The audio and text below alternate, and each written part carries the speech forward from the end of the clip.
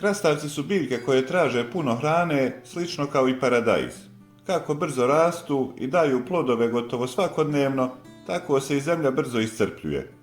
Ako im ne obezbijedimo dovoljno hranjivih materija, biljke će oslabiti, a prinos će biti znatno manji. Zato je redovna i umjerena prihrana ključ uspjeha u uzgoju zdravijih i rodnih krastavaca.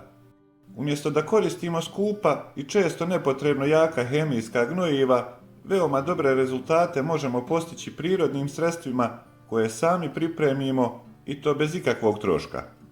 U ovom videu pokazat ću vam kako napraviti jedno prirodno gnojivo koje ponajviše odgovara krastavcima, ali i paradajzu od prirodnih sastojaka koje gotovo svako ima pri ruci. Prvi i glavni sastojak je kopriva, biljka koju mnogi smatraju dosadnim korovom u vrtu, a u stvari je jako vrijedna, pa moglo bi se slobodno reći prava riznica hranjivih tvari. Kopriva je bogata azotom, kalijem, fosforom, magnezijem i željezom, sve ono što krastavac traži iz tla, a što mu omogućuje da brže raste i bude zdraviji. Osim hranjivih materija, sadrži prirodne biljne hormone koji potiču razvoj korijena i čine biljku otpornijom na stres, bolesti i štetočine. Kada se ostavi da fermentira, kopriva oslobađa sve ove tvari u vodu i pretvara se u tekuće gnojivo koje djeluje brzo i vidljivo. Drugi sastojak su kore od banana, koje u posljednje vrijeme sve više dobijaju na značaju.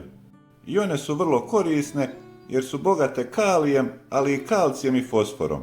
Kalij pomaže biljci da razvije zdrave i čvrste plodove, sprječava pucanje krastavaca i poboljšava ukus.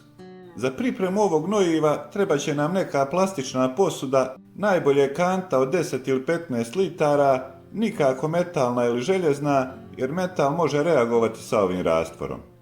U kantu ubacimo šaku do 2 svježe nasjeckane koprive i dodamo 2 do 3 kore od banane isjeckane na komadiće.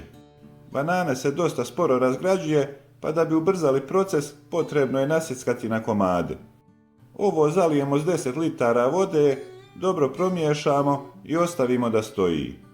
Kantu je potrebno poklopiti bilo kakvim poklopcem koji ne dihtuje i ostaviti je na nekom toplom mjestu. Smjesu će isto tako biti potrebno povremeno promiješati. Vrijeme fermentacije obično traje od 7 do 15 dana i tokom tog perioda kopriva će osloboditi hranjive tvari. Ako ne želimo čekati 10 ili 15 dana, postoji jedan trik koji možemo ubrzati proces fermentacije. Sve što je potrebno je da uspijemo 1 kašiku šećera i 1 kašiku kvasca i to bi trebalo skratiti proces na 3 do 5 dana. Fermentacija je završila kad rastvor prestane pjeniti. Kada je smjesa gotova, procijedimo je i koristimo tako što 1 litru ovog rastvora razrijedimo u 10 litara vode. Zalijevanje se obavlja jednom sedmično ili u 10 dana, ujutro ili predvečer, oko korijena, nikako preko listova, iako kopriva može služiti kao insekticid, ali u tom slučaju proces je nešto drugačiji.